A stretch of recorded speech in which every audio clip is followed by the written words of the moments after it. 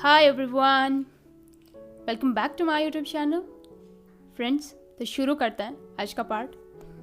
हमने देखा था कि विंग के पैर में चोट लगी हुई थी, लेकिन वो फिर भी चलने की कोशिश कर रहा था। वांग जी उसे रोक रहा था, पर विंग उसकी कोई भी बात नहीं मान रहा था। इसलिए वांग जी ने विंग को अपनी गोद में उठा लिया और उसे लेकर बेड पर चला गया।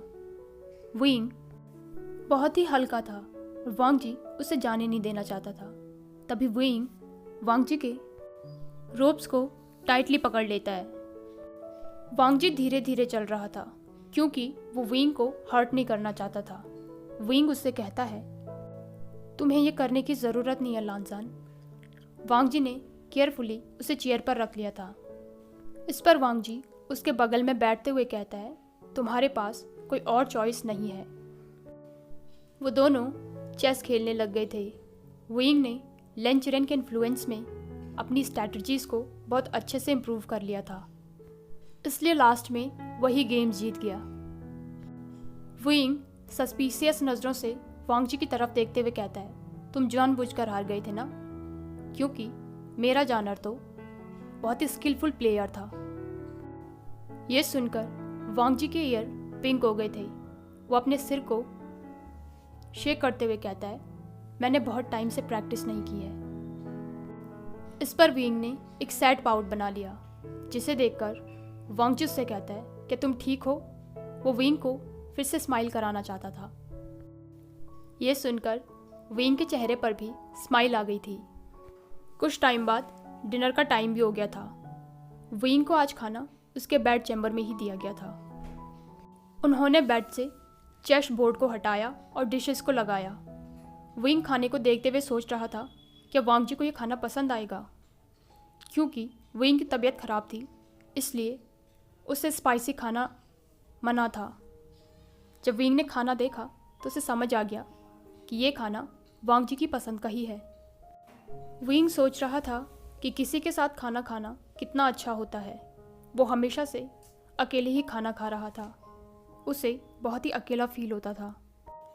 भले ही लान वांग जी खाते समय कुछ भी नहीं बोलता था, फिर भी उसकी प्रेजेंस विंग को वार्मनेस फील करा रही थी। विंग को कहीं ना कहीं गिल्टी भी फील हो रहा था इस एग्रीमेंट को लेकर।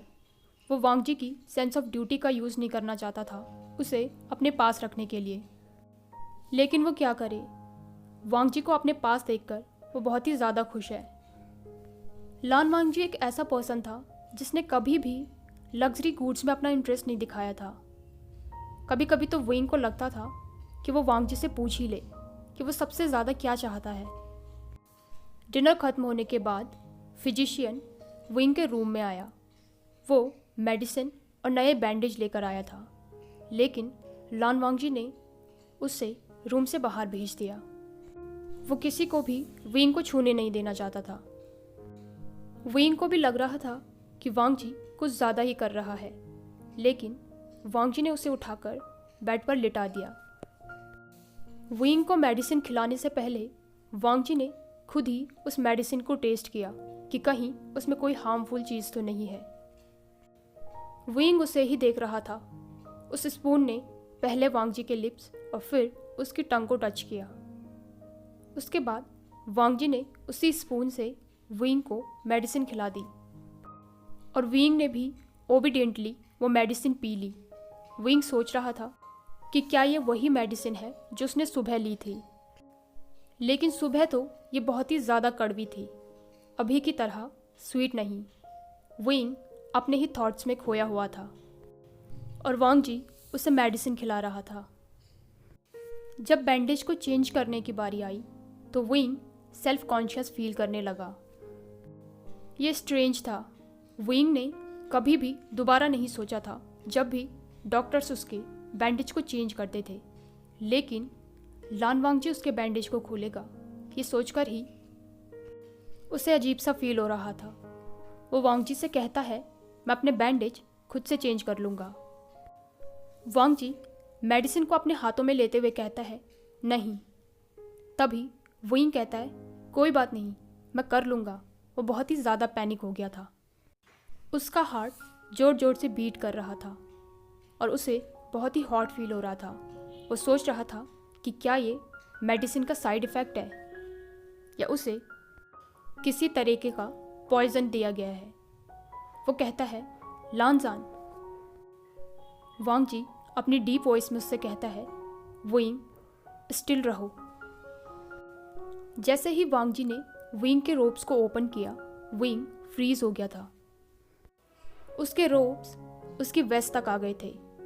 कमरे में जो हल्की हवा आ रही थी उसकी वजह से वुइंग की बॉडी पर गूस बम्स आ गए थे। लेकिन वांग जी की प्रेजेंस उसे वार्म फील करवा रही थी। वो किसी भी तरीके से खुद को सीधे रखने की कोशिश करता है। वांग जी को वाउंड्स ट्रीट करने का बहुत एक्सपीरियंस था। वॉर में उसने कभी अपने तो कभी दूसरे के वाउंड्स को ट्रीट किया था। वांग जी का टच बहुत ही जेंटल था। जैसे जैसे वांग जी के हाथ वुइंग की सॉफ्ट स्किन पर चल रहे थे, वुइंग को ये सब कुछ बहुत ही फनी लग रहा था। वो सोच रहा था कि उसे इतनी डिजीनेस क्यों फील हो रही है, उसने कितना ज़्यादा ब्लड लॉस किया है। जब वांग जी ने उसके वाउंड्स को मेडिसिन लगा दिया, तब उसने फिर से उसको रोप्स को वापस ऊपर कर दिया। उसके हाथ वेवुशियान के सोल्जर पर थे। तभी वुइंग हकलाते हुए कहता है, रुको। वांग जी उससे कहता है, क्या मैंने तुम्हें हर्ट कर दिया है? इस पर वुइंग सटर करते हुए कहता है, नहीं नहीं, वो मेरे पैर, वहाँ पर कोई भी घाव नहीं है। तो तुम्हें। वो अपनी बात पूरी करता इससे पहले उसे महसूस हुआ कि वांग जी के हाथ उसकी नीज पर हैं। वुइंग वांग जी का नाम लेता है। तभी वांग जी ने उससे कहा, वुइंग मुझे चेक करने दो। और वो उसके लेग्स को चेक करने लग गया। वुइंग ने अपनी बेडशीट को टाइटली पकड़ लिया था और वो अपने बॉटम लिप्स को बाइट कर रहा था। उससे अपनी पूरी बॉडी में एक टिंगलिंग महसूस हो रही थी जो कि उसे पसंद भी आ रही थी। वांग जी के हाथ बहुत बड़े थे और वार्म भी, लेकिन उसका टच एक फीदर की तरह लाइट था। वांग जी के हाथ वुइंग की नी से लेकर उसके थाई तक गए, लेकिन तभी वुइंग ने चिल्लाकर उसका नाम लिया और उससे कहा, लानजान, मैं सच कह रहा हूँ, मैं वहाँ पर हर्ट नहीं हूँ। ये सुनकर वांग जी रुक गया। उसके ईयर्स पूरी तरीके से पिंक हो गए थे। वो वेवुशियान को टच तो करना चाहता था, लेकिन ये बहुत ही अनकंफर्टेबल था। इसलिए उसने वेवुशियान के फीट्स पर लगे कट्स को ट्रीट करना स्टार्ट किया। वुइंग को अपने पैरों में गुदगुदी महसूस हो रही थी, लेकिन उसे एक राहत भी महसूस हो रही थी। लेकिन ये राहत तभी तक रही जब तक वांग जी ने उससे ये नहीं कहा था कि वो उसके साथ उसी के बेडरूम में सो रहा है।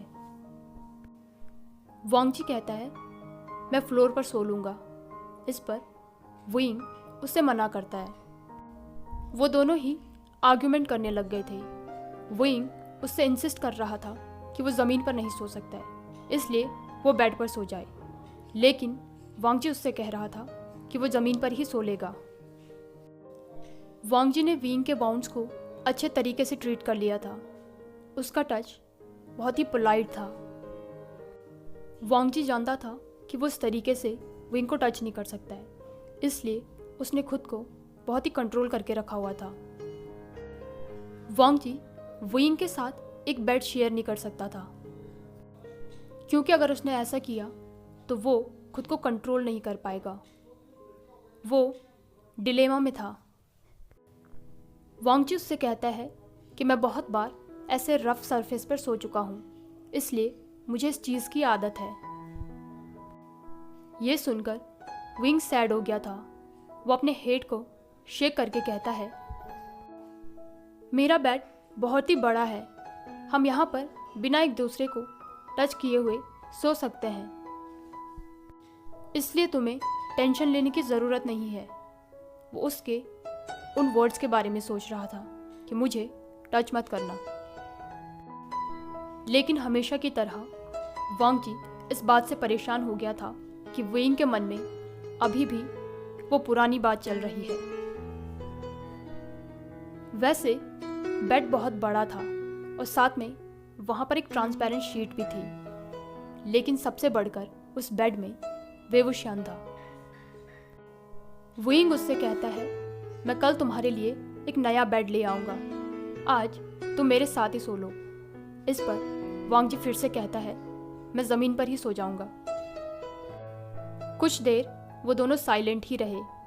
वांग जी को लगा कि वेइंग मान जाएगा, लेकिन वेइंग ने फिर से कहा, लानजान, मुझे सेफ फील होगा अगर तुम मेरे बगल में सोओगे। वांग जी समझ गया था कि वेइंग उसे मैनिपुलेट कर रहा है, लेकिन उसकी आंखों में एक सच्चाई और वनरेबिलिटी भी दिख रही थी।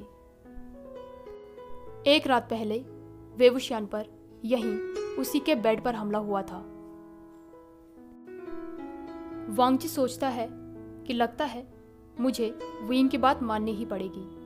वो उससे कहता है, ठीक है, लेकिन सिर्फ आज रात के लिए। वेइंग ने अपने आउटर रोब को निकाला और वो ब्लैंकेट लेकर बेड पर लेट गया। वो बेड के किनारे पर चला गया था ताकि उन दोनों के बीच में स्पेस मेंटेन रहे। वांग जी ने बेड पर जाने से पहले लाइट्स को बुझा दिया। उसकी तलवार उसके पास में ही थी। तभी वेइंग ने धीरे से कहा, गुड नाइट लानजान। अंधेरे में उसके एक्सप्रेशन अनरीडेबल थे। वांग जी ने भी अपने हाथों को अपने स्टमक पर रखा हुआ था। वो उससे कहता है, गुड नाइट वेइंग। इतने सालों से बैटलफील्ड में होने की वजह से वांग जी अगर नींद में भी होता था तब भी वो खतरे को महसूस कर पाता था। कुछ भी हो, एक छोटी सी नॉइस और छोटी सी मूवमेंट भी उसे नींद से जगाने के लिए काफ़ी थी। वेइंग की बॉडी ने उसे रैप कर लिया था। उसे पता था कि ये कोई खतरा नहीं है। आधी रात को जब वेइंग की नींद खुली तो अपनी बॉडी को मूव नहीं कर पा रहा था। उसकी बॉडी बहुत ही वार्म थी। उसने एक फर्म बॉडी के अगेंस्ट अपने लेग्स और हैंड्स को रैप कर रखा था, जो कि उसे बहुत ही अच्छा लग रहा था। उसका एक हाथ वांग जी के सिल्क रोब्स के अंदर उसकी नेकेड हॉट बॉडी को टच कर रहा था। वेइंग वांग जी की चेस्ट में अपनी फिंगर्स फहरा रहा था। तभी उसे वहां पर एक थिन स्कार महसूस हुआ। तभी वेइंग ने झटके से अपनी आंखें खोल रही। वो सोच रहा था कि वो क्या कर रहा है। वो लान वांग जी को टच कर रहा है, जो कि उसे बिल्कुल भी पसंद नहीं है। वो धीरे से वांग जी से अलग होकर उसके बगल में लेटा। वांग जी के क्लोज, पर इतना दूर कि वो उसे टच न कर पाए। वेइंग के लिए अब वापस से सोना मुश्किल हो गया था, इसलिए वो अंधेरे में कंटिन्यूअसली वांग जी को ही देखे जा रहा था। उसे वांग जी को टच करने की क्रेविंग हो रही थी। वेइंग के माइंड में सिर्फ यही चल रहा था कि वांग जी सो रखा है। अगर वो उसे केयरफुली टच करेगा और उठाएगा नहीं तो कुछ भी नहीं होगा। वैसे भी लान वांग जी ने उसे कई बार पहले ऐसे टच किया है। अंधेरे में वेइंग को साफ साफ नहीं दिखाई दे रहा था, इसलिए उसने जेंटली अपनी फिंगर को वांग जी के हैंडसम से फेस पर फिराया। वेइंग ने अपनी फिंगर को वांग जी के सॉफ्ट फॉरहेड से लेकर उसकी नोज और फिर उसके लिप्स पर फहराया। वेइंग को ऐसा लग रहा था जैसे वांग जी के सॉफ्ट लिप्स उसे बुला रहे हों। वेइंग खुद से ही कहता है। वेइंग ने अपना सिर उठाया। वो वांग जी के ऊपर आ गया। उसने धीरे से उसके गालों को पकड़ा और अपने ट्रेमलिंग लिप्स को धीरे से वांग जी के लिप्स से टच किया। वो सिर्फ एक सॉफ्ट सा पैक था, लेकिन इससे वेइंग की पूरी बॉडी शेक करने लग गई थी। तभी विंग अपने सेंसेस में वापस आ गया। वो जल्दी से अपनी साइड पर चला गया। वो बेड के किनारे पर था। वो सोच रहा था कि उसने ये क्या कर दिया है। विंग ने धीरे से अपने लिप्स को टच किया। उसकी हार्ट बीट बहुत ही ज़्यादा तेज हो गई थी।